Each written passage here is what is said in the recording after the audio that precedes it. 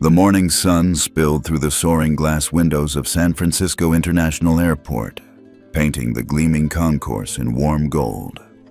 4-year-old Liam Patel grasped his guardian's hand with shining excitement, his little legs practically dancing as he spotted the luxurious SkyVista charter waiting at Gate B12. To him, it wasn't just another flight. It was a grand adventure. Today, he was traveling first class, a place he'd only ever glimpsed in his father's stories and in the photos displayed in the SkyVista lounge. His chest swelled with pride, and his imagination raced with the possibilities of reclining leather seats, fluffy pillows, and perhaps even a treat from the in-flight dessert cart. Beside him, his guardian, Ms. Rodriguez, a kindly woman in her early 50s hired by his father, smiled indulgently. She knelt to meet his eager blue eyes. "Ready to show off your artwork to Daddy?" she asked, smoothing the edges of the precious drawing clutched in his free hand. It was a colorful sketch of a towering airplane soaring over puffy clouds, with "Happy Travels, Daddy" scribbled underneath. Liam nodded solemnly, as though his life's mission depended on that picture. Arjun Patel was not on this morning's flight. As the innovative CEO of SkyVista Airlines, he was tied up in board meetings at company headquarters. But everyone in Liam's world knew this flight was special.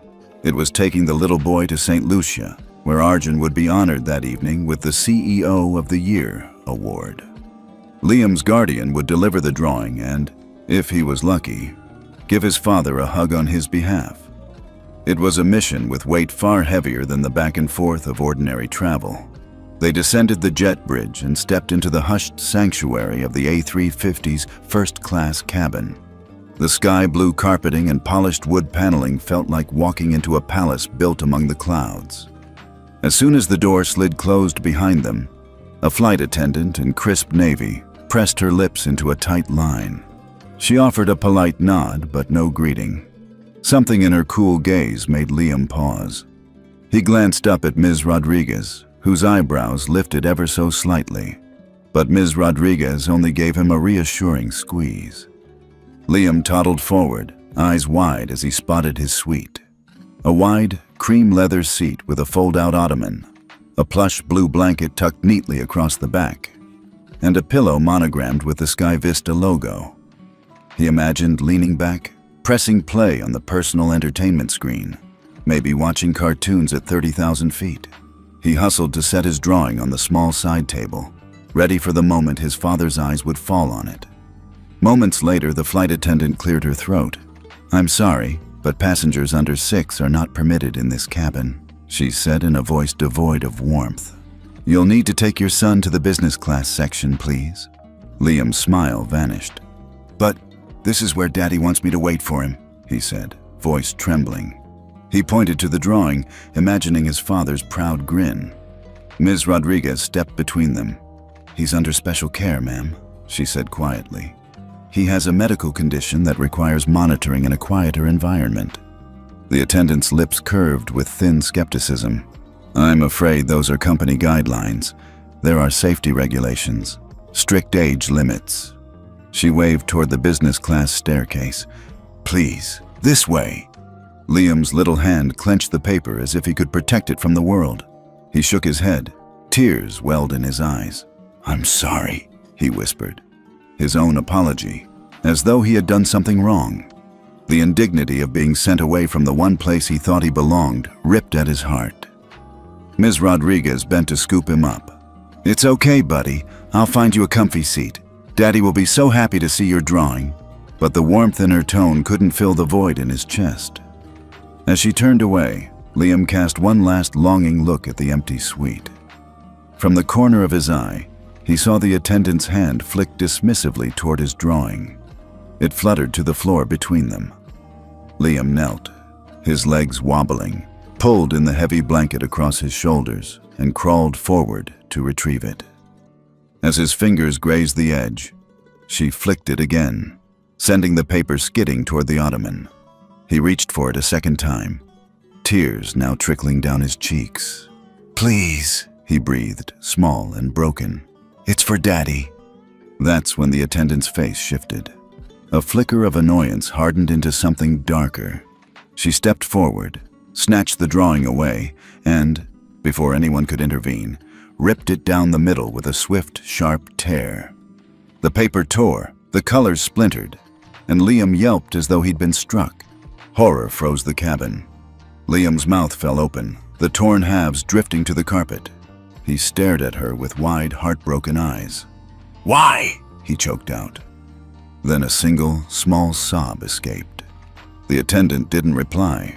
Her arms crossed as though she'd served justice. Around them, other passengers averted their eyes or looked away. None dared to step in.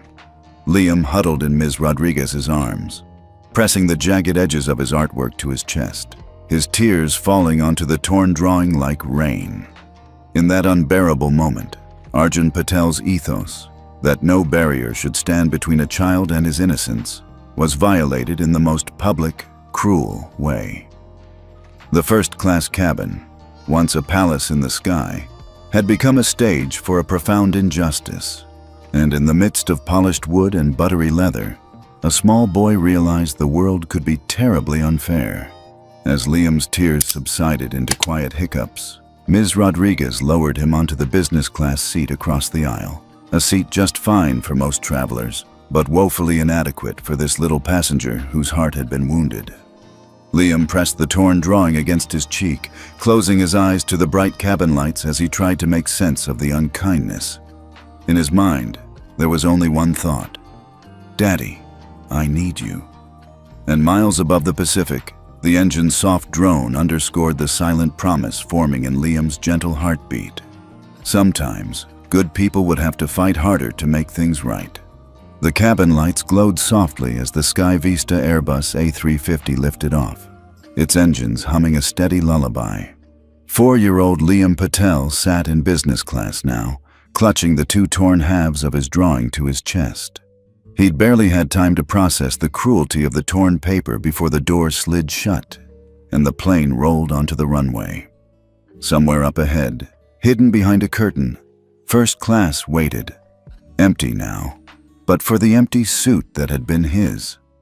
Sandra Whitmore, the first-class attendant, had retreated beyond that curtain, arms folded, her lips pressed into a thin line. Liam didn't see her anymore, but he felt her presence like a cold draft under the door. Ms. Rodriguez guided him to a wide leather seat and tucked him in, smoothing the blanket around his small shoulders. "We'll be safe here, sweet pea," she whispered, brushing away his tears with gentle fingertips. But her eyes flicked toward the curtain, filled with a worry Liam couldn't translate. Liam pressed his cheek against the plush headrest, his heart thumping so loudly he could almost hear it over the engines. He remembered Ms. Rodriguez's soft voice. "He's under special care, ma'am," she'd said, and he'd tried to nod so the attendant would leave him alone. But she hadn't. Instead, she destroyed his picture, the only gift he had for his father. He drew his knees close, still holding those bright scraps of paper, trying to calm the whirlwind in his chest.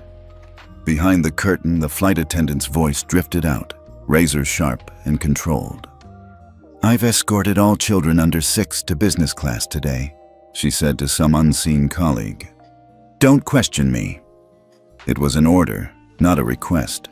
There was no room for debate. Liam curled tighter in his seat, wishing he could disappear beneath the blanket. The flight attendants in business class offered polite smiles, but no warmth. One hovered with a tray of juice boxes, her eyebrows raised in polite pity when she saw his red-rimmed eyes. "Would you like some apple juice?" she asked in a soft, sympathetic tone. Liam's throat closed up. Juice sounded nice, but he barely heard the words. He shook his head and pressed the drawing fragments against his heart. Ms. Rodriguez cleared her throat. "Let's just get you comfortable," she said. Her voice was steady. She always knew what to do, but Liam felt anything but comforted. He looked up at her, his eyes brimming. "But I wanted Daddy to see it." The lump in his throat made the words catch. He swallowed hard. "He'll be sad." Ms. Rodriguez reached into her bag and pulled out a fresh sketchbook. "How about you draw him another picture?" she suggested. "I'll make sure it stays safe." She flipped open the blank pages, offering him a new canvas. Liam stared down at the crisp white sheet, imagining Sandra's scissors ripping it in half. He set it aside. "No," he whispered. "I don't want to draw. Not right now." His shoulders slumped, and the light from the window glinted off his tears. The cabin's gentle sway seemed to echo his sorrow. Liam pressed a finger to his wrist, feeling the faint hum of the little green bracelet his dad had given him. He remembered his father's voice, calm and reassuring. "That bracelet will always keep you safe, son."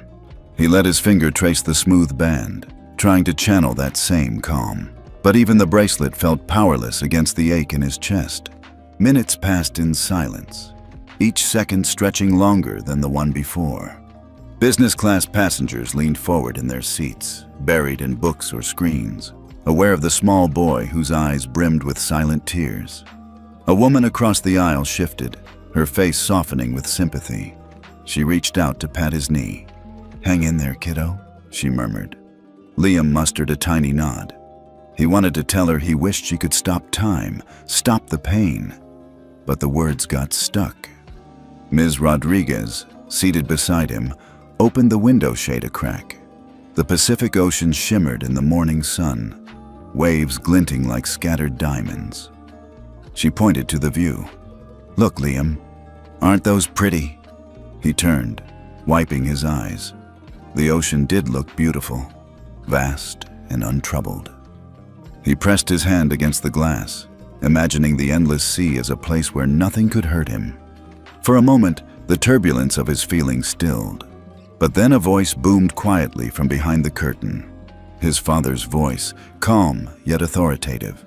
The cabin lights flickered, and every personal screen in business class switched to a live message. "Hello, this is Arjun Patel, CEO of SkyVista Airlines. We apologize for the events that occurred in first class. This flight will be grounded upon arrival for an immediate investigation.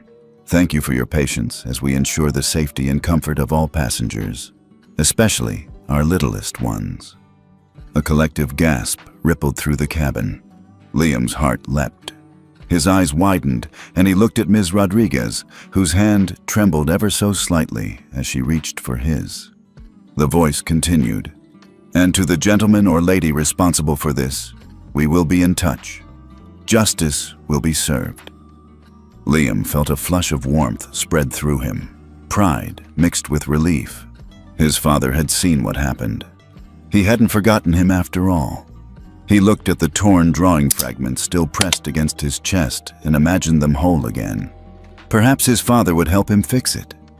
Ms. Rodriguez scooped Liam into her arms, cradling him as the other passengers murmured in approval.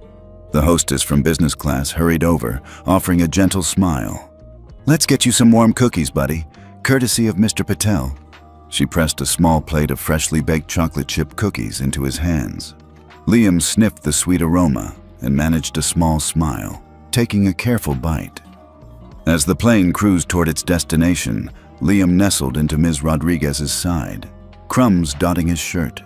He pressed the drawing against his heart once more and let the warmth of the cabin and his father's voice soothe him. For the first time since boarding, he believed that sometimes, even when the world felt unfair, there was someone who would stand up and make it right. And so, in that quiet moment, Liam learned a lesson no broken drawing could teach. Courage wasn't always loud. Sometimes it arrived on a whisper across a cabin, a gentle baked cookie, or a father's voice echoing through the sky. Sandra Whitmore stood just beyond the glittering curtain that marked the boundary between first class and business class, arms crossed over her navy blazer. She was the picture of composure, immaculately coiffed hair, pearl earrings catching the cabin light, heels clicking on the carpet as she patrolled her domain. To her, this was a stage, and every passenger was an actor there to perform proper deference. Children like Liam were the worst kind of distraction, untidy and unpredictable. From her vantage point, she surveyed the remaining first-class suites. Plush leather seats in jet cream and pale azure curved around tiny tables set with crystal water goblets and monogrammed linens. Each suite was its own private salon in the sky, designed for sophistication and tranquility. She couldn't abide any hint of chaos. For Sandra, the airline attendant's manual wasn't just guidelines. It was gospel. There was no room for compromise. A soft chime sounded on her belt. The in-ear comm from the galley. With a crisp nod, Sandra stepped into the cabin proper and addressed a couple reclining in seats 1A and 1B. "Good morning, Mr. and Mrs. Henderson. Your caviar service will depart momentarily. Please allow me a moment to stow your menus." Her voice was honeyed, warm. Everything a first-class attendant should project when the right people were watching.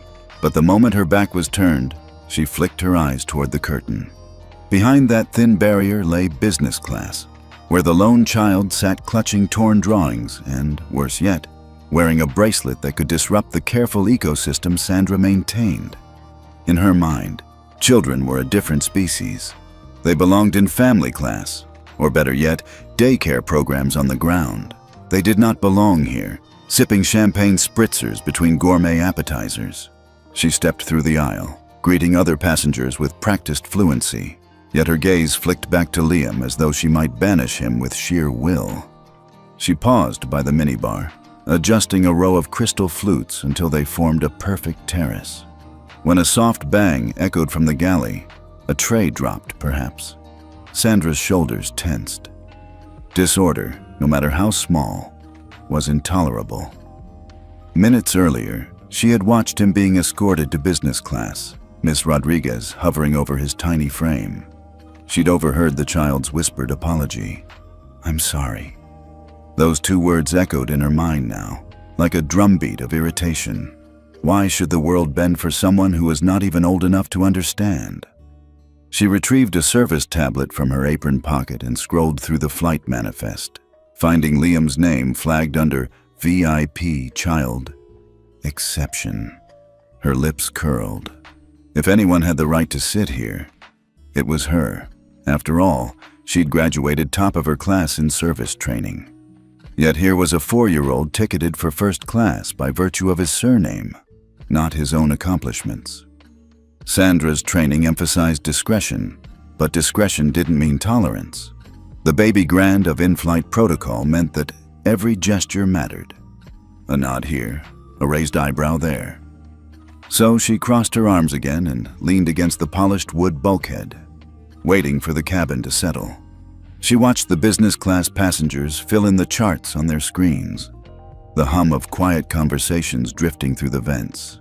They had no idea she was watching them, not as individuals, but as potential threats to her meticulously curated environment. She replayed the morning's events in her mind. The child toddled into first class like he owned it, shrieking with excitement to be inside the velvet ropes. The look on his face was the same expression indulgent parents gave their toddlers in department stores. It felt disrespectful. When Ms. Rodriguez had planted him in business class, she'd made Sandra look petty in front of her colleagues. Any display of weakness would ripple through the crew like a contagious chill. She could not allow that. A soft ding punctuated the air again. The same in-ear comm. "Flight 4626 has reached cruising altitude," the pilot's voice crackled. "Service will begin in 5. At the announcement, several passengers raised their eyes expectantly. This was Sandra's moment to shine. Truffles, smoked salmon, the full works, all presented with a flourish that could soften the hardest of hearts. She straightened her shoulders, brushed imaginary lint from her sleeve, and stepped forward. In a voice measured like a metronome, she called, "Ladies and gentlemen, welcome to first-class service. May I offer you a glass of SkyVista Brut, or perhaps a specially curated cappuccino?" A ripple of appreciative smiles followed. The cabin had fallen under her spell once more, but the thrill of affirmation was always tinged with a dark undercurrent. The unspoken hierarchy, adult over child, pedigree over poverty, bonded her with like-minded passengers. She caught a businessman eyeing her from across the aisle, and she nodded imperceptibly. He returned the nod, gratitude shining in his gaze. Together, they were keepers of a privilege that life's lottery had granted them. As long as they stuck to the unwritten rules, the world would remain orderly. She watched as Steinberg family placed their trays for lunch. Lobster bisque in hand-blown bowls, artisan bread brushed with garlic butter. The faint pop of a champagne cork punctuated the scene, and the cabin door slid open, admitting a rush of sunlight. Sandra allowed herself a small, satisfied smile. This was her domain, and she would defend it with every ounce of protocol she could muster. Back in business class, Liam snuck a peek toward the first-class curtain. He hugged his drawing fragments close, his heart fluttering with hope that perhaps his father's voice would return. But all he saw was Sandra's heels disappearing behind a tray of hors d'oeuvres. He pressed a hand to his chest, as though feeling for the steady thrum of his bracelet. A promise of safety, but also a reminder that he didn't belong here. Sandra paused at the curtain's edge, adjusted her cap, then turned to float toward the exit door. She'd done her duty, protected first class from the chaos of childhood. When the flight ended, she'd get her bonus for spotlessly clean service records.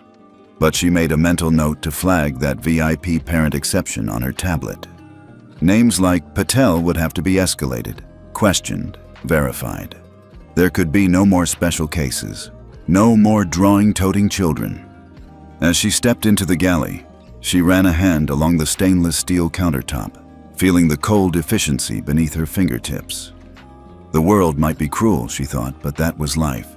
The skies were hers to manage, and she would never let it slip into disorder on her watch. Unseen by Sandra, behind the curtain, a little boy's eyes filled with tears, but not of fear. Somewhere deep in his heart, a flicker of resolve ignited, that nothing, not even the Ice Queen of first class, could take away his faith in kindness. And high above the Pacific, the plane carved a path through cloud and sky, carrying scores of souls. Some blind to cruelty, others prepared to stand against it. In the silent space between gusts of wind, the real battle for justice had begun. A hush settled over business class as the cabin lights dimmed to their soft, ambient glow. 4-year-old Liam Patel sat hugging his torn drawing, knees tucked under his chin, watching the curtain at the front of the cabin. He didn't know where his guardian was, or why the big people had such strained faces, but he knew one thing: he felt utterly small. Sandra Whitmore emerged from first class, crisp uniform flawless, heels clicking with silent authority. She carried herself like a queen entering her court. But today, her court was a battlefield, and at its center stood a lone child. Him. "Excuse me, young man," she said, voice low and rehearsed. Liam flinched, eyes wide. He looked up at the attendant's polished black shoes, then at the cold, unreadable expression on her face. Sandra reached out and yanked the small backpack from the seat beside him, sending a toy airplane spilling onto the carpet. "What's this? You think you're some kind of VIP? Pointless trinkets for a child?" With a swift motion, she kicked the toy aside. It skittered under a nearby ottoman. Liam's bottom lip quivered. It's my plane," he whispered. "I drew it for Daddy." Sandra's lips curled in a half-smirk. "Your drawing? Pathetic." She grabbed the torn fragments from his lap and waved them mockingly before the other passengers. "Look at this, ripped up like yesterday's newspaper. You kids and your scribbles." A few passengers shifted uncomfortably in their seats, but none spoke. One elderly gentleman turned to his wife and shrugged. Another yawned, burying his politeness under a designer scarf. Business class had no shortage of rules about civility, but none about standing up for a 4-year-old. Liam's small voice trembled. Please give it back." He reached out with one shaky hand, fingertips brushing the corner of the paper. Instead, Sandra grasped the torn paper and, with a single, vicious tug, ripped it straight down the middle, scattering colorful confetti across the floor. "Let's see you fix that, Picasso," she sneered. "Or is that too much to ask?" Tears welled in Liam's eyes, but he blinked them back. The hush in the cabin deepened. The only sound was the engine's steady thrum. He stared at the torn picture, the red and blue crayons bleeding through the rips, and something broke inside him. Sandra sighed theatrically and crossed her arms. Honestly, I don't know why he's even here. Children under 6 are a nuisance, period. If Mr. Patel wants to pay our fares, he can send us more staff, but not bratty toddlers. Liam's guardian, Ms. Rodriguez, hurried forward, cheeks flushed. Ms. Whitmore, please, she began, soft but urgent. Sandra cut her off with a sharp glance. Save it. I follow company policy. No exceptions. She turned back to Liam. Now sit still.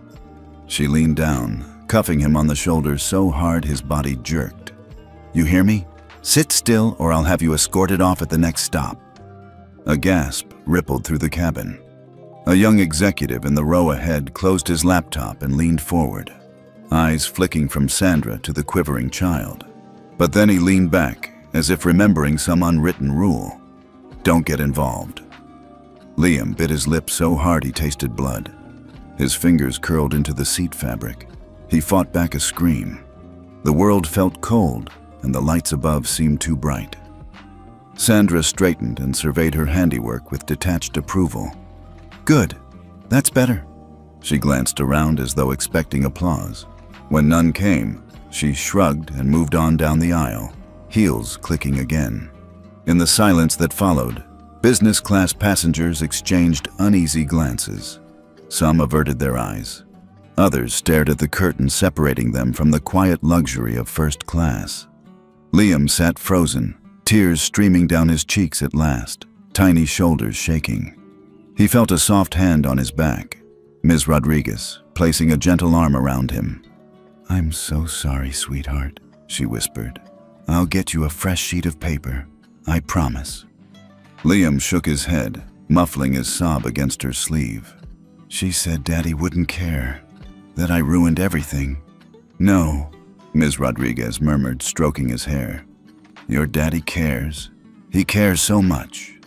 She drew him closer, shielding him from cold gazes. A flight attendant in the galley poked her head out. Is everything okay here? She asked. Her voice was professional, but tinged with concern.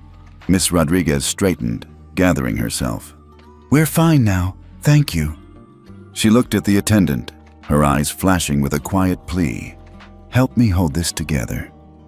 The attendant nodded and slipped back, closing the galley door.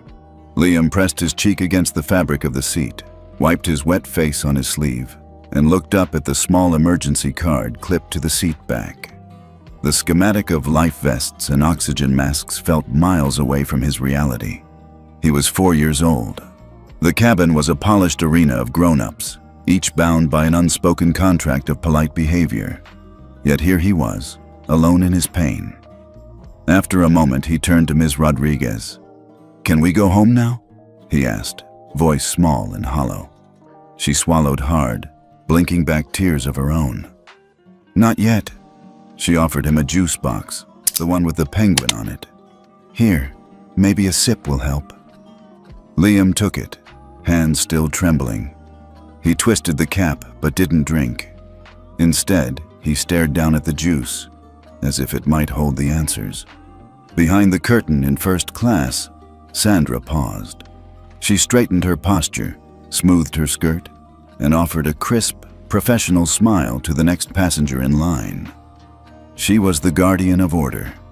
She had protected her domain, and in her mind, she had done nothing wrong. Back in business class, Liam lifted the torn paper and traced the ripped edges with a fingertip, imagining the full picture of his airplane soaring free. He closed his eyes and breathed deeply. Somewhere far above the clouds, his father was watching. Somewhere, justice was gathering strength. And as the plane sliced through the sky toward its destination, a silent promise took root in his heart. One day, he would see the broken pieces made whole again. The cabin lights remained dimmed in business class, but the glare of polite indifference was brighter than any spotlight. 4-year-old Liam Patel sat curled into his seat, still clutching the jagged edges of his torn sketch.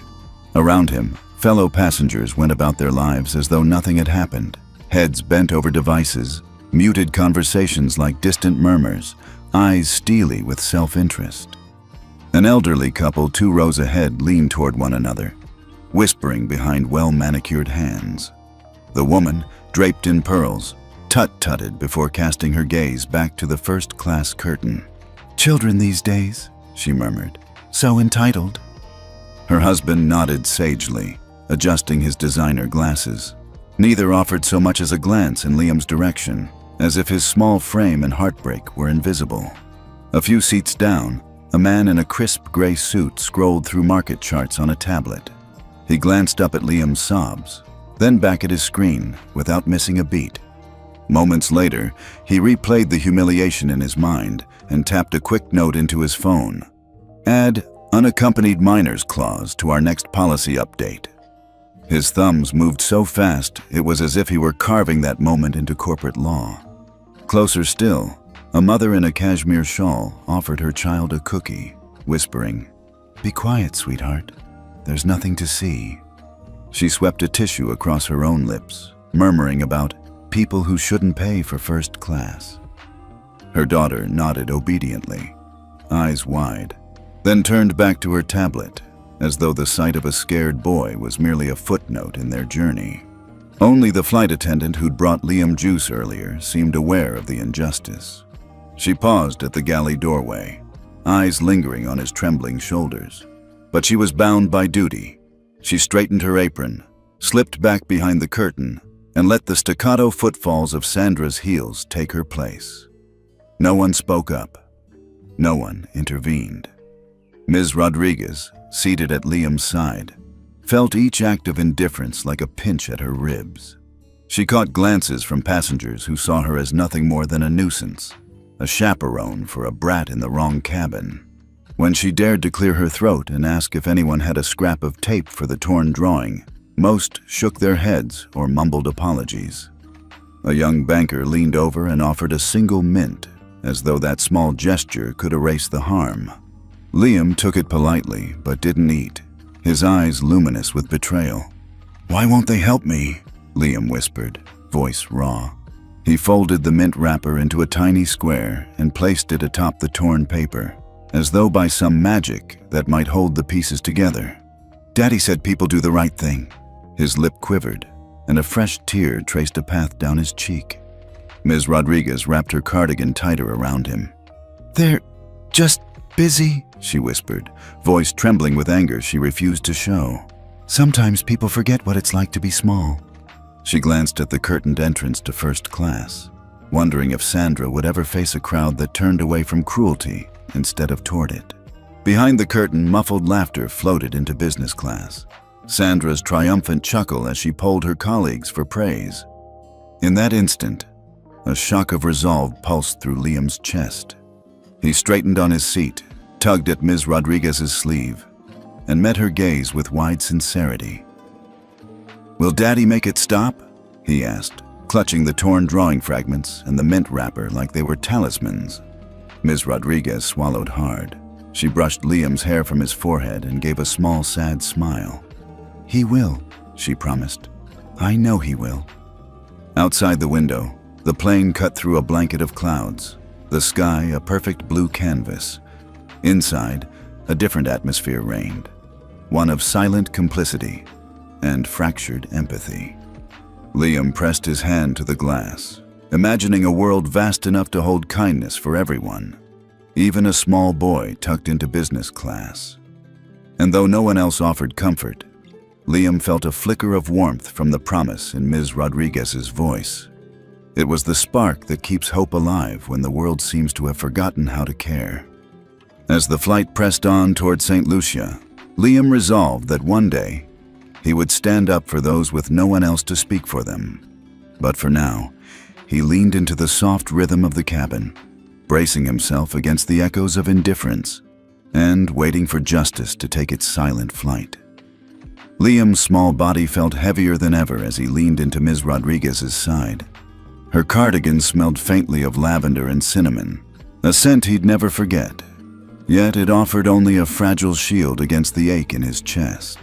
He pressed the torn fragments of his drawing to his heart, and closed his eyes, trying to will the world back into something that made sense. He remembered the way his father always tucked him in at night, brushing his hair and whispering, "You're safe, little man. I've got you." Those words had been a promise, one that felt both comforting and distant now. How could Daddy keep his promise when the skies themselves seemed determined to hurt him? Across the miles, in a glass-walled corner office overlooking downtown Palo Alto, Arjun Patel stared at his laptop in stunned silence. A soft red icon blinked in the corner of the screen, an emergency alert from the prototype smart bracelet he'd installed on Liam during last year's company retreat. It wasn't supposed to be used for anything but medical monitoring, certainly not for confronting in-flight cruelty, and yet here it was, sending him live snippets of a moment he'd never imagined. His son, his only child, being humiliated in business class. He blinked back the wild surge of anger. Memories flooded his mind. Late nights drafting business plans in his parents' garage. The first small chartering contract that meant the world to his fledgling airline. The crushing fear each time he pitched investors who saw a young Indian American from Silicon Valley as a risk. Every victory had taken grit and the quiet conviction that fairness and dignity were not luxuries, but necessities. Now his own corporate code of conduct was being weaponized against the most innocent passenger on any plane. His lips pressed into a thin line. He thought of Liam's brave little face, shoulders drawn in, eyes bright despite the tears. The boy had held on to hope to his last breath of courage. Arjun closed his eyes and listened to the faint hum of the city below, a far cry from the rolling engines of the A350. But it reminded him of something fundamental. His life's work was built on the belief that right must triumph over might. He rose from his chair and walked to the window, palms flat against the cool glass. The bay shimmered in the afternoon sun, indifferent to the turmoil in his chest. He replayed the video feed again, the way Liam's finger trembled as it brushed the torn paper, the tiny gasp that escaped his lips, the silent plea in his gaze. He'd taught that boy to stand tall, to help others, to fight injustice. Instead of this, his breath came in slow, measured pulls. This would have to be the moment he lived those lessons. He tapped the emergency override on his keyboard, a command only accessible to the CEO. It wouldn't scream across the cabin. No, it would whisper through their in-flight entertainment system, triggering the clear deck protocol he'd quietly embedded for any real crisis. Then he would board the next flight himself and face Sandra Whitmore like a man bearing the weight of his responsibilities. Arjun hovered his finger over the final confirmation. He thought of Liam's soft voice, of the brave chin he tried so hard to keep raised, of the shattered drawing still clutched in his tiny hand. And he remembered his own father's words from 50 years ago. "Son, the world will knock you flat if you let it, but the measure of a man is how he picks himself up, and how he protects those who cannot protect themselves." With that, he pressed enter. The line of code vanished from the screen, replaced by a muted green check mark. In that instant, somewhere high above the Pacific, each seatback monitor in first class and business class would switch to his announcement. Justice wouldn't arrive with fanfare. It wouldn't roar. It would settle in quietly, like a last chord that brings an entire symphony to stillness. Back on the plane, Liam stirred at the soft glow spilling from the overhead lights, his thumb tracing the outline of the rips in his drawing. Ms. Rodriguez had drifted into a light doze, her head leaning against the window. He opened his eyes and felt something shift, a calm that hadn't been there before. Down the aisle, the curtain that separated him from first class quivered, as though caught in a breathless moment. Liam didn't yet know what was happening. He only sensed that whatever was about to come would be bigger than a torn piece of paper, bigger than any painful words or ruthless rule. He pressed his small hand against his chest, right over his green bracelet. It was supposed to keep him safe, but what made him feel safest at that moment was the knowledge that his father was watching, that his father would not let cruelty go unchallenged. And so, in the hush between breaths, Liam found a spark of quiet resolve of his own. A seed of courage that would bloom the moment the cabin lights dimmed again and his father's voice echoed through the skies. Because sometimes, real strength is born not from a shout, but from a silent promise kept in the heart. The cabin's low hum settled into a tense calm as business-class passengers sifted through their tablets and seatback menus. 4-year-old Liam Patel sat tucked into a window seat, his palm resting lightly on the smooth plastic of his green bracelet. He didn't know why the air felt so electric, but his heartbeat picked up as a faint glow pulsed beneath his wrist. For months, his father had tinkered with that bracelet, calling it a safety prototype. But Liam thought of it as a toy, something that blinked when he laughed or fell asleep. Now, those gentle blinks turned urgent red, as if the device had just detected something it shouldn't. A tiny buzz echoed at Liam's fingertip, and without warning, the bracelet emitted a single, high-pitched ping. It was so quiet, no adult could have heard it, except for the plane's sophisticated IFE network, listening for just that signal. One by one, every personal screen flickered. Passengers glanced up, startled as the latest movie trailers and flight progress bars vanished. Even the screens in first class, hidden behind the velvet curtain, went dark. For a heartbeat, the entire aircraft sat in perfect silence, save for the gentle whine of the engines. Then, in crisp Helvetica, white letters appeared across every monitor. SkyVista Airlines, Incident Alert. The message held for 3 slow seconds before the cabin lights dimmed further, as though cued by a conductor's baton. A soft click penetrated the hush. Then Arjun Patel's voice, calm but resolute, filled every speaker. Good afternoon. This is Arjun Patel, CEO of SkyVista Airlines. We apologize for the insensitive treatment that occurred on this flight.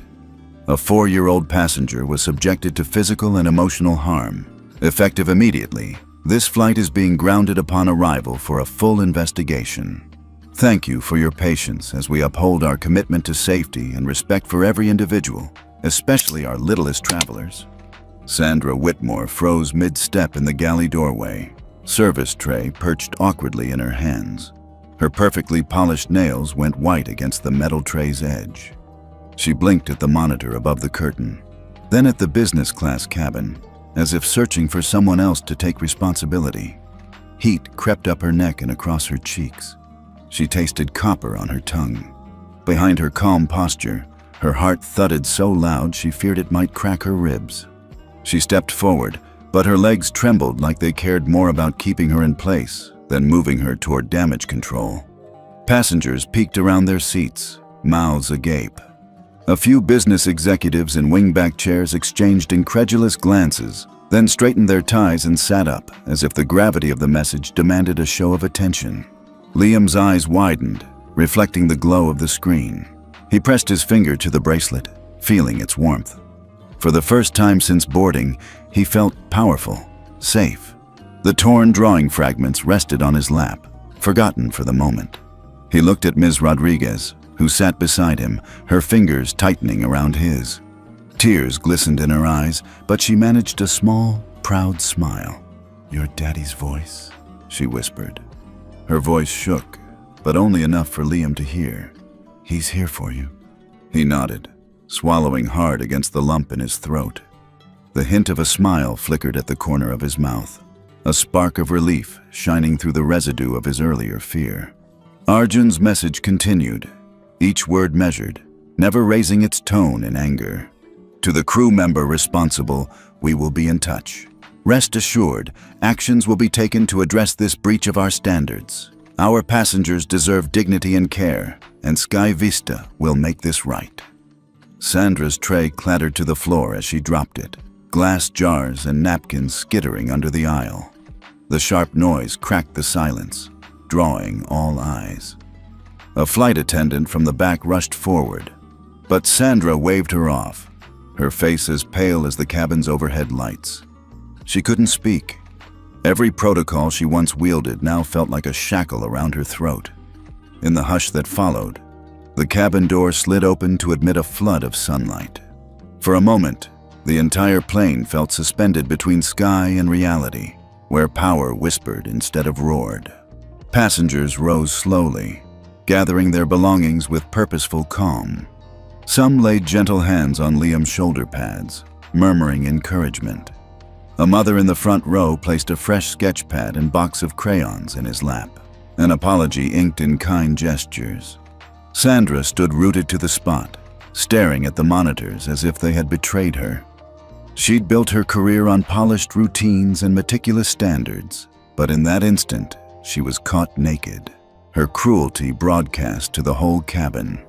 Liam closed his eyes, letting the president-like gravitas of his father's voice wash over him. It was a promise ticking through his veins, an unspoken vow that no adult cruelty could stand unchallenged. He slid the sketchpad open to a blank page and gently laid his leftover crayon on top, feeling the weight of new possibilities.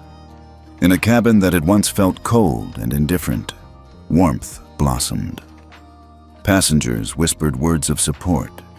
The overhead bins opened to release fresh blankets and warm drinks. Even the flight attendants moved with a human softness, as though the CEO's quiet command had realigned every heart on board. And high above the Pacific, in the hush of the stratosphere, justice had arrived. Not with a shout, but with a single ping from a child's bracelet, and a father's steadfast voice speaking for the voiceless. For Liam Patel, the twist was not just in the words on the screen, but in the knowledge that sometimes the smallest among us hold the greatest power, and that a promise kept in silence can resonate louder than any storm. The cabin remained suspended in a stunned hush long after Arjun Patel's voice fell silent. Passengers sat motionless, heads turned toward their seatback screens as if afraid to blink. Business class chairs and first class suites alike held their occupants in a silent tableau. Silverware paused midway to lips, champagne glasses hovering under half-lifted brows. Even the gentle whoosh of air vents seemed unbearably loud in the stillness. It was as though time itself had tilted, and every soul on board felt its gravity. Eyes darted between screens and one another, searching for context. A corporate attorney in seat 3C suddenly snapped his briefcase shut, eyes wide enough to readjust his entire worldview. A retiree in pearls blinked until her vision cleared, then reached for her husband's hand, squeezing it with a tremble. A young executive muttered, "Did that just happen?" Under her breath, the words almost lost in the hush. Whispers began, soft, incredulous, spreading like ripples in a still pond. At the curtain's edge, the flight attendants gathered, their professional composure cracking for the first time. One leaned against the bulkhead, jaw slack, as she scrolled through her tablet to verify the alert. Another frowned, brows knitting in confusion, tapping at the in-ear comm. Their usual choreographed grace had dissolved. For a beat, they were strangers stranded in a moment they hadn't rehearsed. Across the aisle, Ms. Rodriguez cradled Liam in her lap, his eyes bright and unafraid. He pressed the torn drawing fragments against her cardigan, his small body trembling faintly. "Daddy spoke," he whispered, voice thick with wonder rather than fear. Ms. Rodriguez brushed his cheek with a fingertip, eyes glistening. "He did, sweetheart," she said softly, drawing him closer. "He's making sure you're safe." Liam nodded, burying his face against her shoulder, and for the first time allowed a shaky sigh of relief. Meanwhile, Sandra Whitmore hovered near the galley, her pristine uniform suddenly feeling constricting. She stared at the nearest monitor, her reflection ghost pale in the dark screen. Guests in her beloved first class looked on, some with sympathetic eyes, others with barely concealed disdain. The attendant's neatly arranged world of protocol and privilege had fractured in a single ping from a child's bracelet. In the cockpit, the captain's voice crackled over the intercom. "Ladies and gentlemen, please remain seated with your seatbelts fastened. We will be diverting to the nearest airport for an unscheduled stop and investigation. We apologize for the inconvenience and appreciate your cooperation." The words landed softly, but their weight stretched across every row, turning confusion into acceptance. A veteran flight attendant moved through the cabin, offering tissues and quiet assurances. She paused at each seat, her calm presence a salve against the earlier cruelty. "We'll get through this," she murmured, voice low but firm. Passengers returned her nods with grateful smiles. Even the most aloof business traveler tucked his laptop away, watched the attendant's kind eyes rather than his screen. Side conversations budded now, genuine hushed exchanges about the injustice they'd all witnessed. An elderly woman offered her compliment slip to Liam. "Here, dear, use this to draw me a picture. I have plenty of pencils." A father in the back row bent to speak into his daughter's ear. "See, honey? Sometimes you have to stand up when things aren't fair." The seed of compassion planted by Arjun's quiet intervention was blossoming in real time. Through it all, the cabin's atmosphere shifted from shock to solidarity. Strangers reached out, sharing blankets and smiles, murmuring words of support for the small boy. The initial tension gave way to a collective desire to right a wrong, a ripple that started with one brave voice and spread until every heart felt its echo. And at the center of it all, Liam's bracelet lay hidden beneath the blanket. Its glow faded, but its purpose fulfilled. The cabin had come alive with empathy and resolve long before landing gear was lowered. In that charged silence after the twist, Arjun Patel's promise had done more than ground a plane. It had united a diverse group of travelers in defense of the most vulnerable among them. As the Airbus cleaved through wispy clouds toward its emergency descent, a subtle warmth filled the cabin. It wasn't the glow of service lights or the hum of electronics, but the quiet assurance that justice, once awakened, moves swiftly and surely, even if it begins with a single, silent ping. The cabin lights flickered once more as the overhead monitors sprang back to life, this time showing a grainy but unmistakable video clip. Every screen across both first class and business class now replayed the moment Sandra Whitmore's hand came down on Liam's cheek. The tiny, clear image of his startled face and the swift motion of her arm looped again in a silent, unyielding loop. Sandra froze in the galley doorway, her eyes fixed on the screens. Her neatly pinned hair seemed to wilt under the glare of her own actions played in public view. The hush that followed the initial override message deepened into a collective intake of breath. At the sight of his son's pain, Arjun Patel's heart clenched, but his expression softened with a fierce tenderness. He recognized that look of shock on his own face.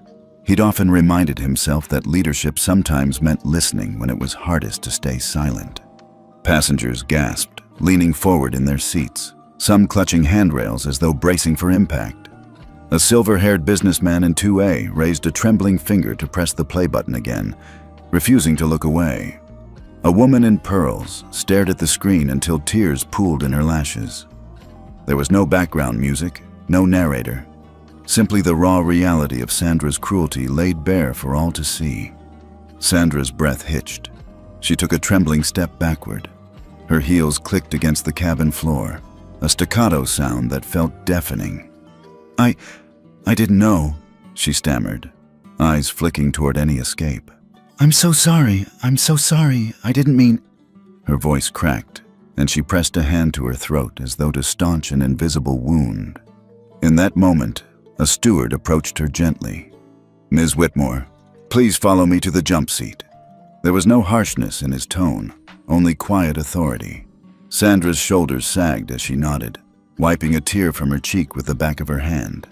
Each step she took down the aisle was measured, as though she feared the very ground beneath her. Arjun watched her, his stern gaze softening into something almost sorrowful. He understood that people make mistakes, and sometimes those mistakes are devastating.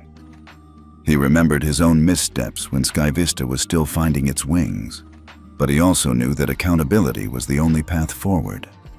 He lifted his hand in a small, almost imperceptible gesture, an unspoken promise that punishment here would be measured by justice, not vengeance.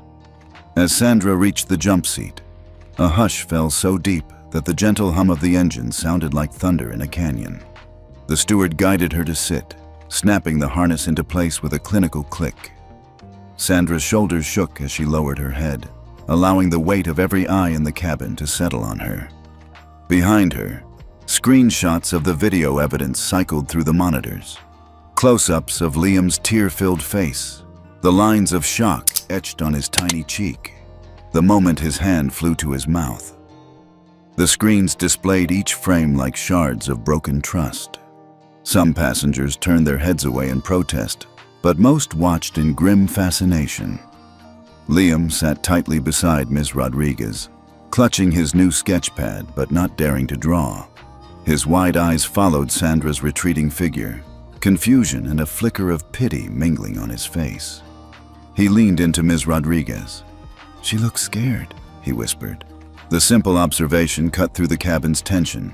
Despite everything, he still felt compassion for the frightened woman. Ms. Rodriguez placed an arm around his small shoulders, nodding. "Yes, honey. She's learning what it feels like when someone watches you do something wrong." Her voice was soft but firm, a reminder that empathy and justice could coexist. Liam nodded, pressing a thumb to his lips, and then looked out at the gentle expanse of clouds. In the silence that followed, a steward's quiet voice crackled over the intercom. "Ladies and gentlemen, we appreciate your patience. This flight will be diverting and will disembark at the nearest airport."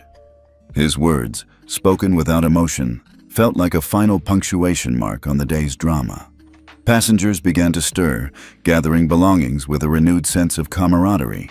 Conversations started in murmurs, offers to help Sandra find her bag, gentle admonitions about setting things right, and expressions of relief that the airline's leadership had intervened.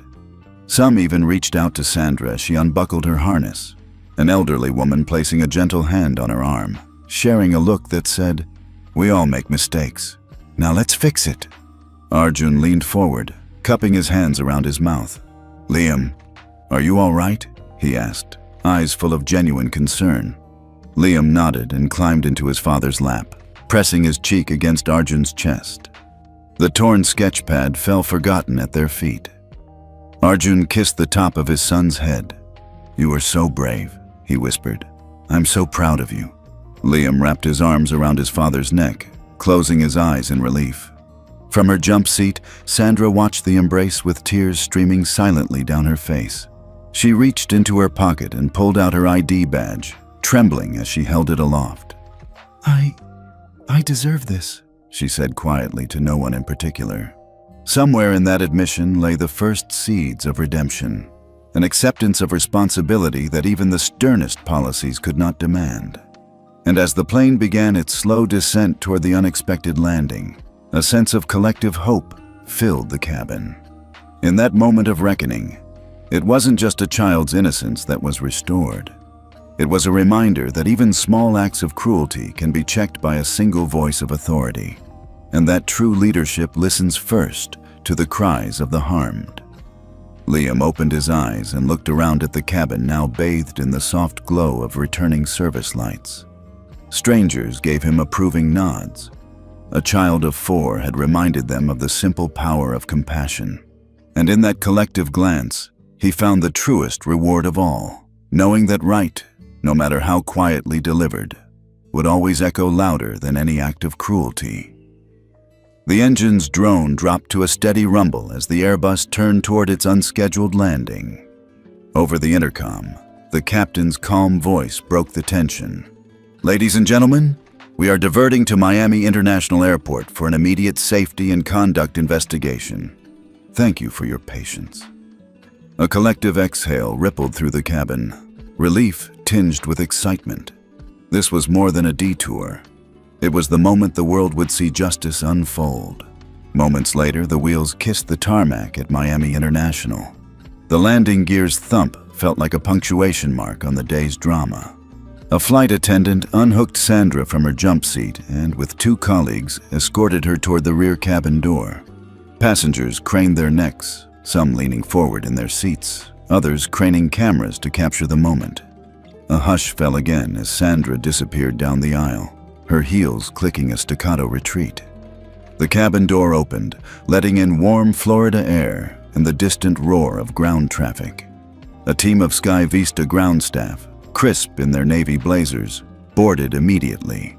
One handed a folded press release to the purser, who passed it with a nod to the lead flight attendant. The flight attendant then moved swiftly through the aisles, paper in hand. Passengers watched as she cleared her throat and addressed them. On behalf of SkyVista Airlines, we sincerely apologize for the distressing incident involving one of our youngest passengers. Effective immediately, Ms. Sandra Whitmore has been placed on administrative leave, pending a full and transparent investigation. We are committed to ensuring the safety, dignity, and respect of every traveler on our flights. Her voice was professional, devoid of emotion but firm in accountability. Arjun rose from his seat and followed the crew to the cabin door, Liam in tow. As they descended the aisle, a smattering of applause erupted. Soft at first, then swelling into genuine appreciation. Even the most aloof business travelers straightened their suits and offered nods of respect. A flight attendant handed Liam a fresh blank sketch pad and a small box of crayons as he passed. He gripped them tightly, hope flickering in his big blue eyes. Outside on the tarmac, a press gaggle had assembled. Cameras, microphones, and reporters in crisp suits, their expressions taut with anticipation. A SkyVista PR manager guided Arjun and Liam toward a branded podium set up just off the jetway. The family photographers clicked rapidly, capturing the moment the CEO reunited with his son, his crisp navy suit unbuttoned at the top, his tie loosened in solidarity with the boy's disheveled hair. Arjun crouched to Liam's level, brushing a crumb of cookie from his son's cheek. "You okay, champ?" he asked, voice soft but clear. Liam nodded, clutching his sketch pad. "Did Daddy make it stop?" he asked. Arjun placed a reassuring hand on Liam's back. "I did. And we're going to make things right," he promised, then rose to face the cameras. He cleared his throat and lifted a hand to quiet the crowd. "Good afternoon. I'm Arjun Patel, CEO of SkyVista Airlines. Today, our airline fell short of our highest standards of service and care.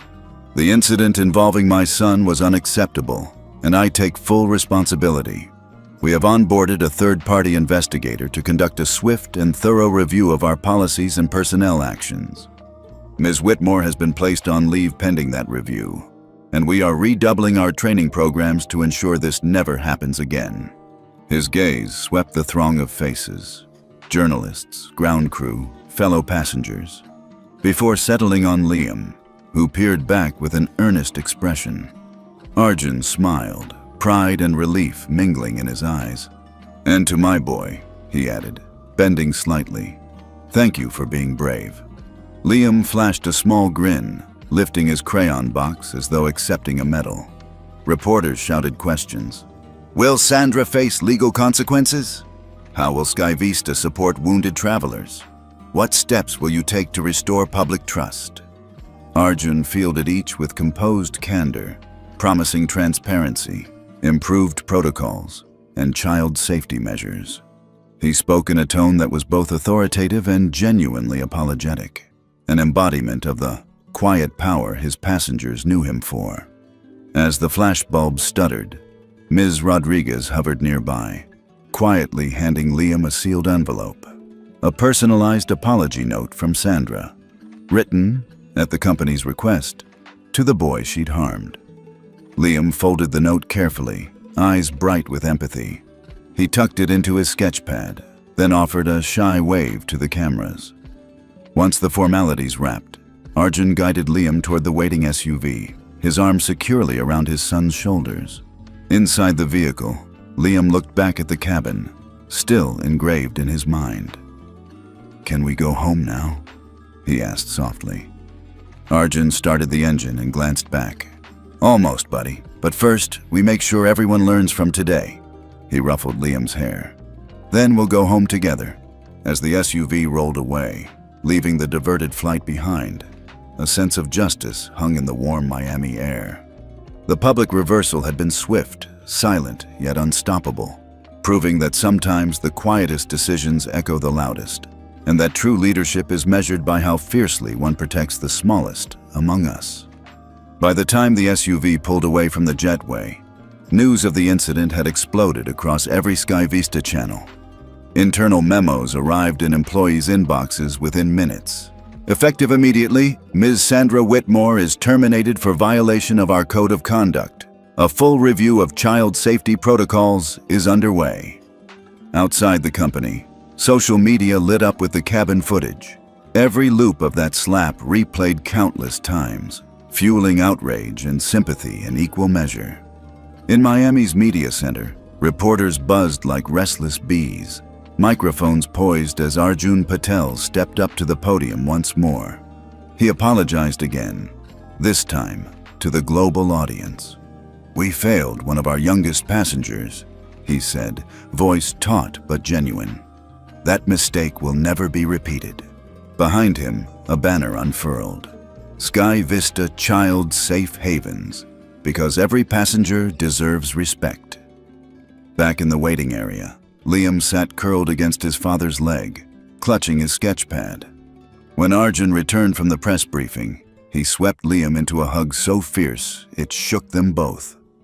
Tears pooled in his eyes. "I'm sorry you had to go through that," he whispered. Liam pressed his cheek against Arjun's chest. "It's okay, Daddy. They made it right."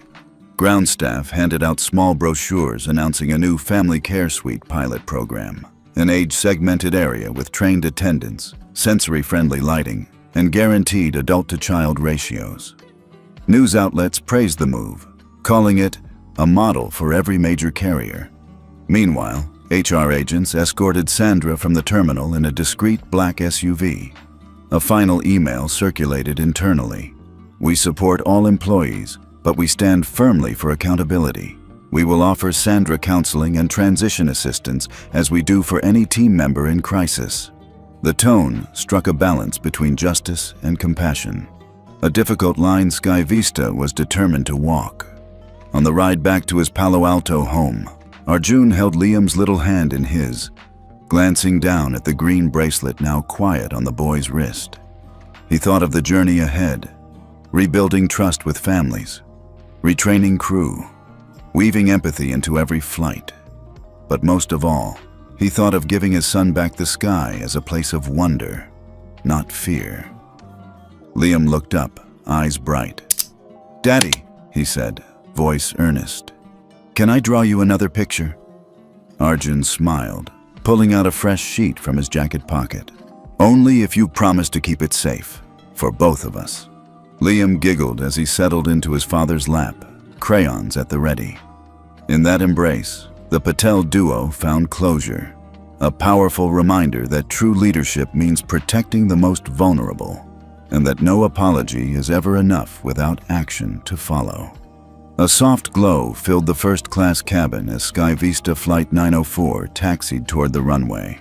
4-year-old Liam Patel sat beside his father, his small hand tucked into Arjun's. It was their first flight together since Miami, a simple family trip to celebrate Daddy's new Family Care Suites rollout. Now, as the sun dipped below the horizon, the cabin felt more like a sanctuary than a stage. Liam settled into the same cream leather seat that had once been his battleground. He glanced up at his dad, whose palm rested lightly on the boy's shoulder. There was no staff drama today, no curt dismissals, only the low hum of anticipation and the gentle clink of crystal water glasses on polished tables. The passengers around them whispered softly to one another, but their eyes held warmth instead of indifference. Arjun leaned forward, brushing a loose strand of hair from Liam's forehead. "You ready for takeoff, buddy?" he asked, voice calm and affectionate. Liam nodded, a confident smile lighting his face.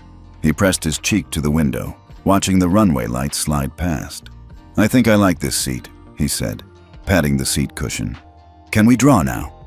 "Absolutely," Arjun replied, handing him a fresh sketch pad. "Draw anything you want."